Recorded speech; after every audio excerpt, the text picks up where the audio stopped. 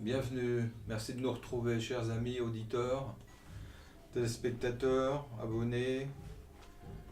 On se retrouve aujourd'hui avec notre ami, Monsieur Benara Abkhada, qu'on a déjà reçu à plusieurs reprises, qui nous a parlé de lui, qui nous a parlé de ses œuvres, de certains de ses écrits, Les Voix de l'exil et les mots notamment.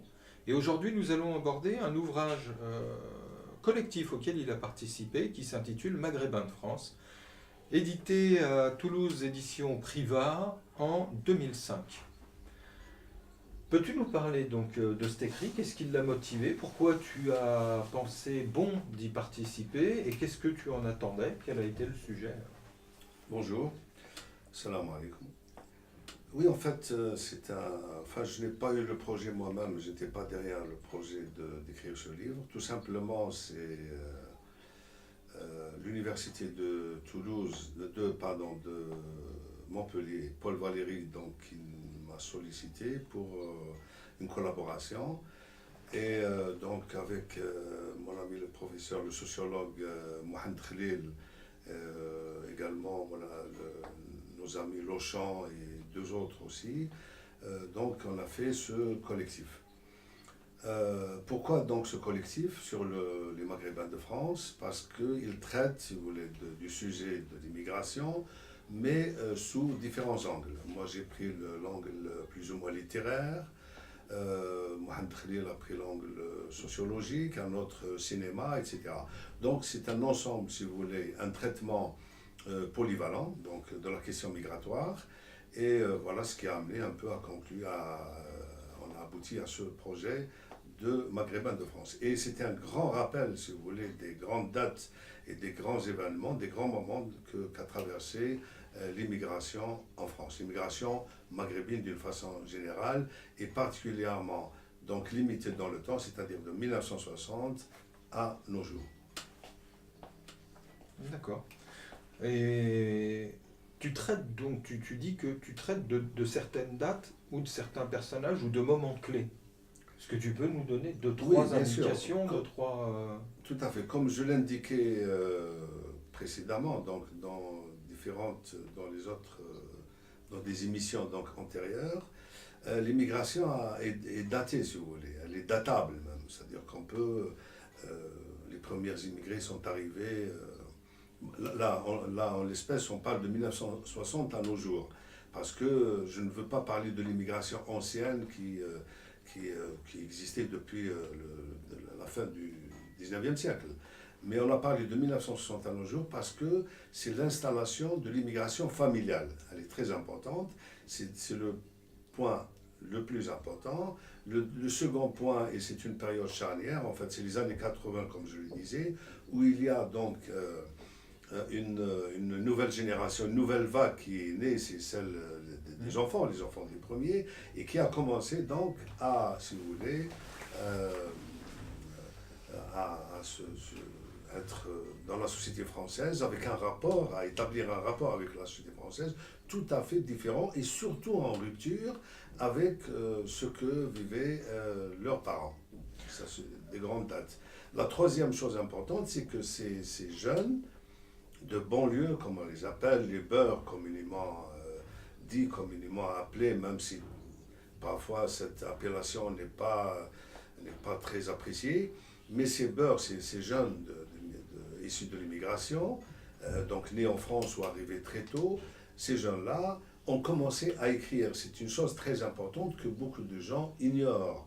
Donc ces gens ont commencé à écrire, non pas pour exprimer des idées philosophiques ou autres, c'était justement pour témoigner de leur existence et de leur vie au quotidien.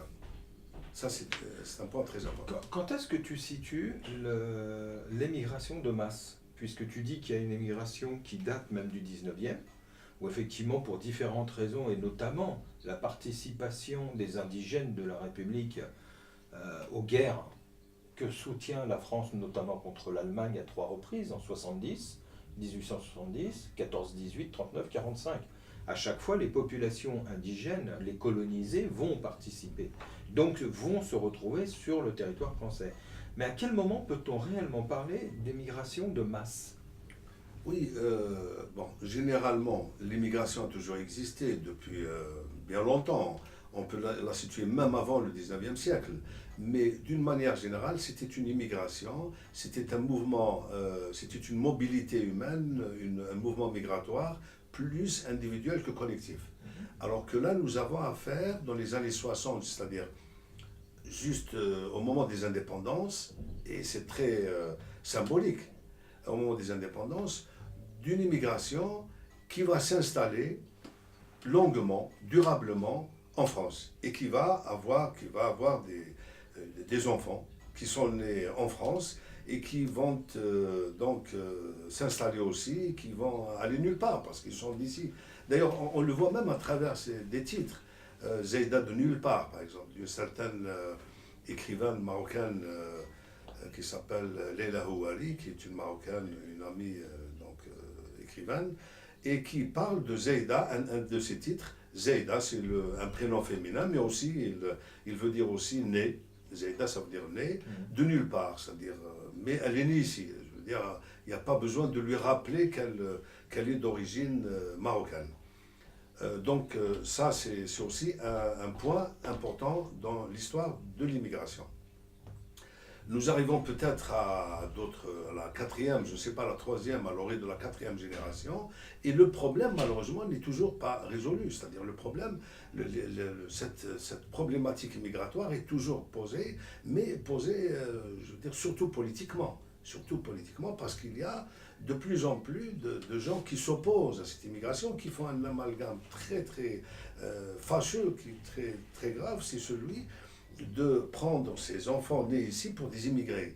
Alors que ces gens-là, les journalistes même qui les traitent d'immigrés, eux-mêmes viennent aussi quelque part de Pologne ou d'autre part. Ma foi, je veux dire, il y a un rapport de force qui n'est pas du tout à l'avantage de ces gens-là.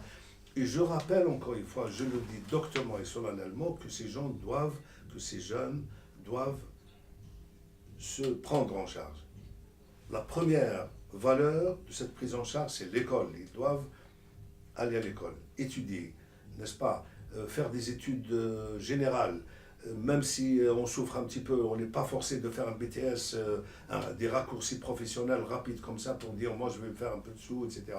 Non, je crois qu'il faut, parce qu'on n'a pas malheureusement, nous n'avons pas parmi cette population issue enfin des anciens immigrés, nous n'avons pas de grands historiens, nous n'avons pas de grands, malheureusement, de grands médecins, nous n'avons pas de grands philosophes. Et ce sont ces gens-là qui à travers ces statuts-là, on peut s'imposer, on peut réussir sa vie, son combat sur place. Ou disons peut-être qu'on a probablement des grands médecins, des grands philosophes, etc., mais que par contre, ils ne sont pas du tout mis en lumière et qu'ils ne sont pas non plus médiatisés. Moi, je vois, et j'ai dans mes rapports personnels, dans mes connaissances personnelles, des gens qui dirigent de grands services d'hôpitaux publics, ou des gens qui écrivent et ont des positions claires, intellectuelles sur la sociologie, la philosophie, etc. Après, voilà quoi, il faut dire qu'on ne les médiatise pas, hein. C'est des gens après qui on ne cherche pas non plus.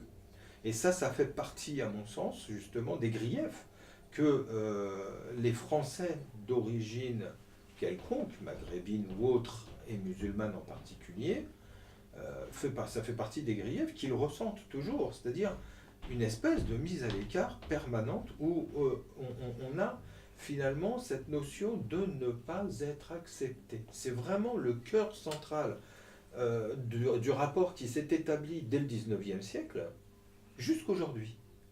C'est qu'aujourd'hui, pour beaucoup d'entre nous, et toi donc tu es un exemple, c'est-à-dire que tu as un parcours, un cursus scolaire universitaire de premier ordre, tu es docteur d'État, ce qui est quand même pas rien. Tu n'es pas le seul, il y a des gens qui ont aussi poussé dans ce sens-là. Quand en entend-on parler ? Oui, à la différence que moi, si vous voulez, je nuance entre les gens qui viennent des pays du Maghreb comme moi-même, comme moi, et les gens qui sont nés ici. Moi, je parle surtout des Français, des Français musulmans, des franco-musulmans. On les appelle chacun mais une appellation pour désigner ces personnes, cette population. Parmi cette population, on trouve rarement, ça veut dire que c'est inexistant, ça ne veut pas dire que ça n'existe pas, non, ça existe, mais on trouve très peu de gens, je veux dire, qui ont fait des grandes études universitaires, de grands médecins, des grands philosophes.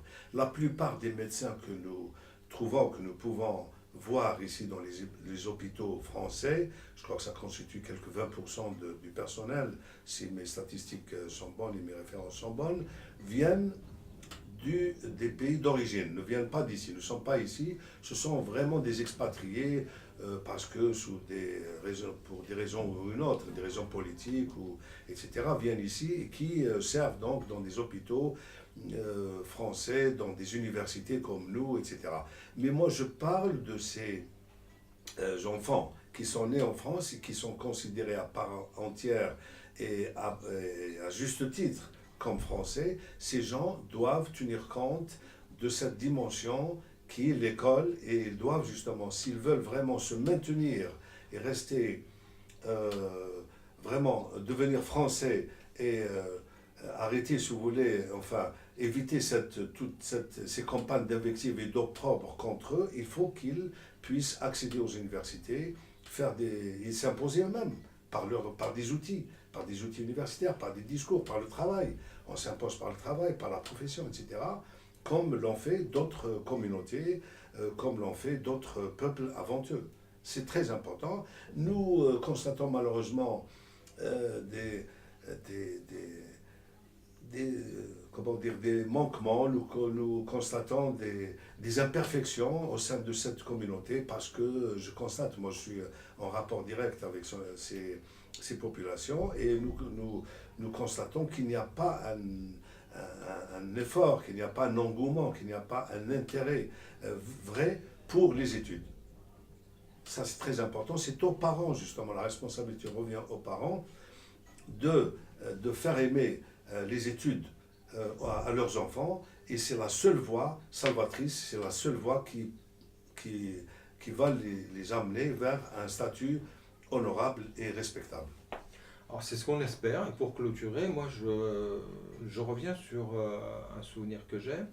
C'est une maman qui, lors d'une conférence que je donnais, est venue me voir pour m'inviter dans l'association qui est la leur en région parisienne et dont le souci est justement l'éducation des enfants. Et moi je m'aperçois que de plus en plus, les parents musulmans sont des gens qui sont entre la trentaine et la quarantaine aujourd'hui, qui ont des enfants d'une dizaine d'années, et qui de plus en plus justement prennent en compte ce souci et n'hésitent pas à scolariser leurs enfants dans le privé pour espérer même une éducation qualitative. Donc espérons que cet appel soit entendu, que cet espoir se réalise et que par la connaissance, on retrouve une génération qui nous succédera et qui, elle, portera haut les couleurs de l'islam par la connaissance et par la science. Inch'Allah. Inch'Allah. Merci beaucoup, cher Qader. À très bientôt, chers amis. Nous revenons vers vous très bientôt. Salam alaikum. Philomène.